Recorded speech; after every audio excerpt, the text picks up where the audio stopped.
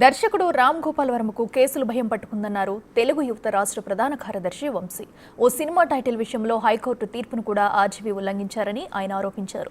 దీనిపై తాము సిఐడికి ఫిర్యాదు చేశామని, రేపు విచారణకు హాజరు కావాలని వర్మకు సిఐడి పోలీసులు నోటీసులు కూడా ఇచ్చారని వంశీ చెప్పారు. I love Ongole, I love police అన్న రామ్ గోపాల్ వర్మ త్వరలో ఏపీలో ప్రతి జిల్లా పోలీసులను ప్రేమించాల్సి వస్తుందంటున్న వంశీతో మా ప్రతినిధి శివ ఫేస్ టు ఫేస్. 2019లో అమ్మరాజ్యంలో కడప రెడ్లు ఒక సినిమా టైటిల్ రిజిస్టర్ అయింది. అదే సంవత్సరం రామ్ గోపాల్ వర్మ డైరెక్షన్లో విడుదలైంది. దీంట్లో టీడీపీ శ్రేణుల్ని ఇబ్బందులు పాలు చేసే విధంగా సినిమా తీశారని చెప్పి తాజాగా టీడీపీ నేత వంశీ సిఐడి పోలీసులకు ఫిర్యాదు చేశారు. ప్రస్తుతం వంశీ మనతో ఉన్నారు. సార్, ఏంటి అసలు ఆ సినిమాలో ఉన్న ఇబ్బందులు ఏంటి, ఎందుకు మీరు ఫిర్యాదు చేయాల్సి వచ్చింది? ముందుగా అండి, రామ్ గోపాల్ వర్మ గారు మా బాల్యం అంతా కూడా రామ్ గోపాల్ వర్మ గారి సినిమాలు చూస్తానే పెరిగాం.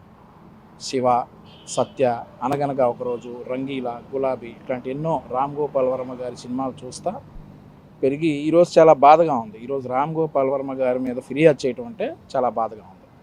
మరి ఇక అదేవిధంగా ఈరోజు ఆంధ్రప్రదేశ్ రాష్ట్ర యువత 6 అంకెల జీతాలు తీసుకుంటున్నారంటే దానికి కారణం ఎవడు ఒప్పుకోకపోయినా నారా చంద్రబాబు నాయుడు గారు.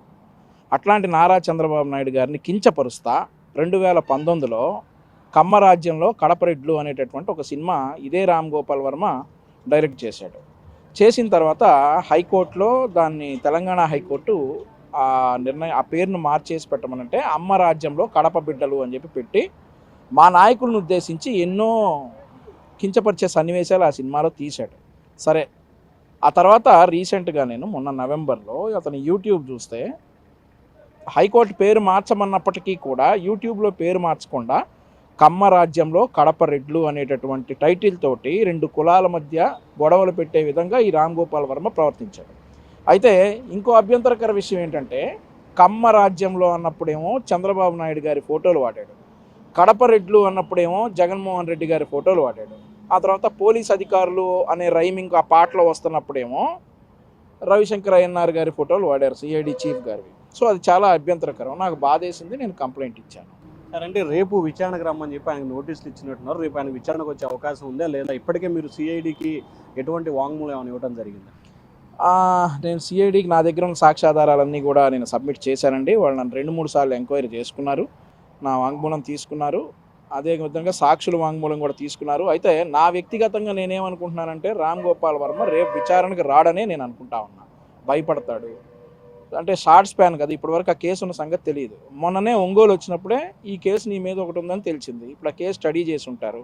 ఖచ్చితంగా తప్పు చేశాడు కాబట్టి దానికి ఏం సమాధానం చెప్పాలో తెలియని రామ్ గోపాల్ వర్మ ఈ విచారణకైతే మోస్ట్లీ రాడు, నా వ్యక్తిగత అభిప్రాయం.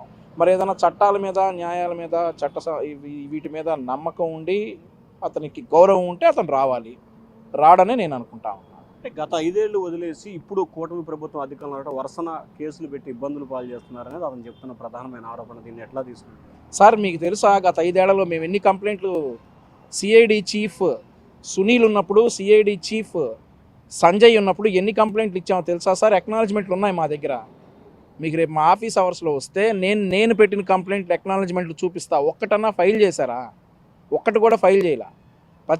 అప్పట్లో ప్రతిపక్షమైనటువంటి తెలుగుదేశం పార్టీ ఇచ్చిన కంప్లైంట్లు ఒకటి కూడా ఫైల్ చేయాలి. మేము ఎందుకు ఇవ్వలేదు? చాలా ఇచ్చాం, ఒకటి కూడా ఫైల్ చేయలేదు. మరి సో ఇప్పుడు మాకు న్యాయం జరిగింది, మేము కూటమి ప్రభుత్వంలో మాకు నమ్మకం ఉంది, న్యాయం జరుగుతుందని, పోలీస్ వ్యవస్థ మీద మాకు నమ్మకం ఇప్పుడు ఏర్పడింది, మేము కంప్లైంట్ ఇచ్చాం. చాలా కేసులు ఫిర్యాదు చేశారు, ఎవరెవరి మీద ఫిర్యాదులు చేశారు? వర్మ మీద దీంతో పాటు ఇంకేమైనా చేశారా? ఇప్పుడు సోషల్ మీడియాలో వర్రా రవీంద్రారెడ్డి అనేవాడు, పంచ్ ప్రభాకర్ అనేవాడు ఎస్సీ సోదరులను ఉద్దేశించి చేసిన వ్యాఖ్యలపై మా పార్టీ జాతీయ ప్రధాన కార్యదర్శి వర్లరామయ్య గారే ఫిర్యాదు చేశారు. యాక్షన్ ఉందా అండి? ఏదన్నా ఒక్క కేసు అయినా రిజిస్టర్ అయిందా? వర్ర రవీంద్రారెడ్డి మీద మేము 100 కంప్లైంట్లు ఇచ్చాం, ప్రతి పోలీస్ స్టేషన్లో కంప్లైంట్ ఇచ్చాం. యాక్షన్ ఉందా? నేను రామ్ గోపాల్ వర్మ గారికి ఒక విషయం చెప్పదలుచుకున్నాను. ఐ లవ్ ఒంగోల్ పోలీస్ అని చెప్పి ఆయన ఒక ట్వీట్ పెట్టాడు. ఇక నువ్వు స్టేట్లో అన్ని జిల్లాల్లో పోలీస్ స్టేషన్లని నువ్వు లవ్ చేయాలి. అందరూ స్టేట్లో ఉన్న పోలీసులు అందరూ లవ్ చేసే పరిస్థితి నీకు తీసుకొస్తారు. పోలీసులు ఇట్లాగే బిహేవ్ చేస్తాయి. అంటే ఇప్పుడు ఒంగోలులో నమోదైన కేసు మీరు సిఐడి వచ్చారు, సో మళ్ళీ అదే కేసుని ఇప్పుడు సిఐడి కూడా కేసు నమోదు చేసే అవకాశం ఉందంటారా? ఒకసారి అయింది కదండి, మళ్ళీ చేయరేమో అని అనుకుంటా ఉన్నా. ఇప్పుడు సిఐడిలో నమోదైన కేసు ఏదైతే కమ్మరాజ్యంలో కడప రెడ్లు అనేటటువంటి ఈ ఇమేజెస్ మా నాయకుడి original Jaganmohan Reddy original images వాడుకోమనండి, మాకు అభ్యంతరం లేదు. మా నాయకుడు, మా అధినేత ముఖ్యమంత్రి చంద్రబాబు నాయుడు గారి ఫోటోలు కమ్మ రాజ్యంలో అన్నక్కడ పెట్టాల్సిన, రైమింగ్ అవ్వాల్సినప్పుడు పెట్టాల్సిన అవసరం ఏంటి? సో అది తీవ్ర ఆక్షేపణీయం. అలాగే అధికారులు అన్న చోటేమో రవిశంకర్ అయ్యన్నారు, నేను మీకు ఆ లింక్ పెడతాను, ఇంకా అతని యూట్యూబ్లో ఆ లింక్ ఉంది, 29 lakh వ్యూవర్షిప్ ఉంది ఆ లింక్కి. ఆ లింక్ నేను మీకు పెడతాను, మీరు ఒకసారి చూడండి. సో ఇది మొత్తం మీద చూసుకుంటే ఒకటి కాదు రెండు కాదు అనేక రకాలుగా ఆయన టీడీపీ నేతల్ని కార్యకర్తలను ఇబ్బందులు పాలు చేసే విధంగా వ్యవహరించారు. అతనిపై నేను సిఐడి గతంలోనే ఫిర్యాదు చేశాను. అయితే చేసినప్పటికీ అప్పటి సిఐడి అధికారులు పివి సునీల్ ఎటువంటి విచారణ చేపట్టలేదు. ప్రభుత్వం మారటంతో మేము ఏదైతే గతంలో ఫిర్యాదులు చేసామో ఆ ఫిర్యాదులన్నీ కూడా ఒక్కొక్కటిగా కేసులు నమోదు చేస్తున్నారు. ఇటీవల రామ్ గోపాల్ వర్మ ఒంగోలు పోలీసులు I love you Ongole police, I love you Ongole అని చెప్పి ట్విట్టర్ పెట్టాడు. భవిష్యత్తులో ప్రతి జిల్లా పోలీసుల్ని, ప్రతి జిల్లాని కూడా ఆయన లైవ్ చేయాల్సి ఉంటుందని చెప్పి కూడా వంశీ అంటున్నారు. ఓటు